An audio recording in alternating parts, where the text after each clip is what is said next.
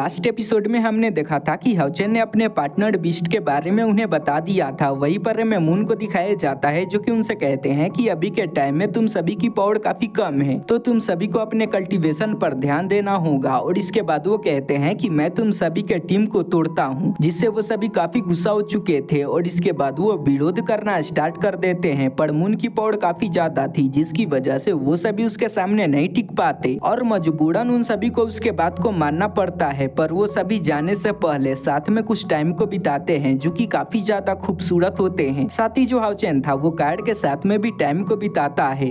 तो अगले सीन में हमें उन सभी को दिखाया जाता है जो कि अपने अपने टेम्पल के लिए निकल चुके थे। तो नेक्स्ट सीन में हम हाउचेन को देखते हैं जो कि अपने टेम्पल के अंदर आ चुका था। तभी कोई हाउचेन को आवाज देता है, जो सुनकर वो काफी हैरान हो चुका था क्योंकि ये आवाज उसकी मदर की होती है। जिसके बाद वो अपने पीछे देखता है तो हमें उसके मदर को दिखाया जाता है जो कि वहाँ पड़ा चुकी थी। अब हाउचेन अपने मदर को देखकर काफी इमोशनल हो चुका था और यहीं पे पिछला एपिसोड खत्म हुआ था। तो चलिए इस एपिसोड को एक्सप्लेन करना स्टार्ट करते हैं। तो इस एपिसोड की स्टार्टिंग में हमें हाउचेन के ग्रैंडफादर को दिखाया जाता है जो कि हाउचेन को बताते हैं कि हाउचेन तुम्हारे जो फादर है वो काफी लंबे समय से मिसिंग है। जो सुनकर हाउचेन काफी परेशान हो चुका था और इसके बाद वो कहने लगता है कि आखिर मेरे फादर के साथ में क्या हुआ है। वहीं पर हमें उसके ग्रैंडफादर को दिखाया जाता है जो कि उससे कहते हैं कि तुम्हें परेशान होने की कोई भी जरूरत नहीं है। और इसके बाद वो अपने पास से किसी चीज को निकालते हैं जो कि एक आर्टिफैक्ट होता है और इसके बाद वो उसको हाउचेन को दे देते हैं। और इसके बाद वो कहते हैं कि तुम्हारे फादर ने यहाँ से जाने से पहले इस चीज को मुझे दिया था ताकि मैं इस चीज को तुम्हें दे सकूं। वहीं पर हमें हाउचेन को दिखाया जाता है जो कि अपने हाथ को आगे बढ़ाता है और इसके बाद वो उसको ले लेता है और वो जैसे ही उसको टच करता है वो एक दूसरे जगह पड़ा चुका था जहाँ पर हमें टाइम और क्रिएशन के थ्रोन को दिखाया जाता है। अब इस चीज को देखकर हाउचेन काफी हैरान हो चुका था और इसके बाद वो कहता है कि मैंने पहले भी इस चीज का अनुभव किया है। तभी वहाँ पर उसके ग्रैंडफादर की आवाज आती है जो कि उससे कहते हैं कि तुम्हें आगे बढ़ना होगा और इसे हासिल करना होगा। हाउचेन इस बात को सुनकर काफी मोटिवेट हो चुका था और इसके बाद वो आगे बढ़ना स्टार्ट कर देता है और इसके बाद वो कहता है कि ये अंत नहीं है, मुझे किसी भी हालत में इसे पाना होगा। और इसके बाद वो टाइम और क्रिएशन के थ्रोन की तरफ बढ़ना स्टार्ट कर देता है। वहाँ पर जो भी जानवर होते हैं जो कि स्पिरिचुअल बीस्ट होते हैं वो भी हाउचेन का पीछा करना स्टार्ट कर देते हैं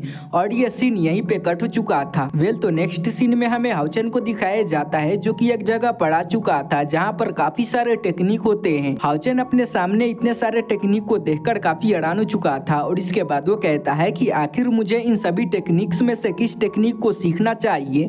तो अगले सीन में हमें उसके ग्रैंडफादर को दिखाया जाता है जो कि उससे कहते हैं कि हाउचेन तुमको यहाँ पर आराम कर लेना चाहिए। और इसके बाद वो कहते हैं कि कल तुम सभी को फैंटेसी केव के अंदर जाना होगा ताकि तुम वहाँ के ट्रायल को पास कर सको। अगर तुम ऐसा करते हो तो इससे तुम्हारी पावर काफी ज्यादा बढ़ जाएगी। हाउचेन भी अपने ग्रैंडफादर के बात को मान चुका था और ये सीन यहीं पे कट हो चुका था। अगले सीन में हमें हाउचेन को दिखाया जाता है जो कि हान और यांग के साथ में फैंटेसी केव के अंदर आ चुका था और वो आगे बढ़ रहा था जहाँ पर हमें उन तीनों को दिखाया जाता है जो कि काफी एक्साइटेड लग रहे थे।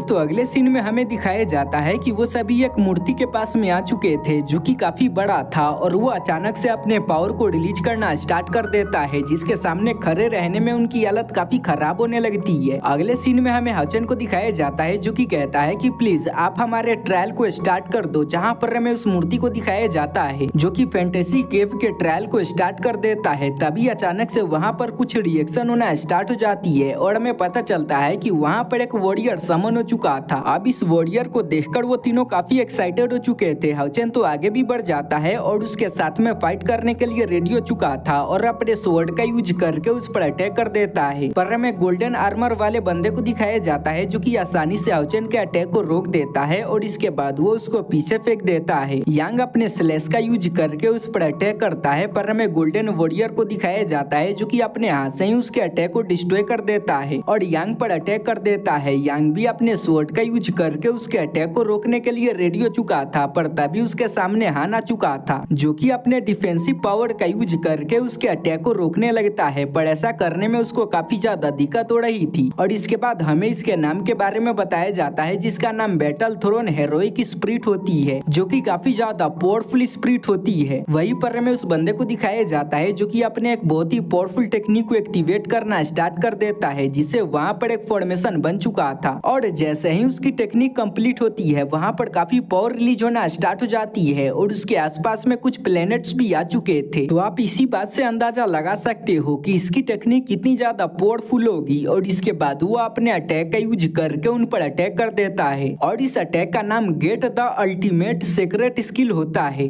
अब इस अटैक के लगने की वजह से वो तीनों काफी दूर जाकर गिर चुके थे और इसी के साथ में ट्रेलर का एक्सप्लेनेशन यहीं पे खत्म हो जाता है।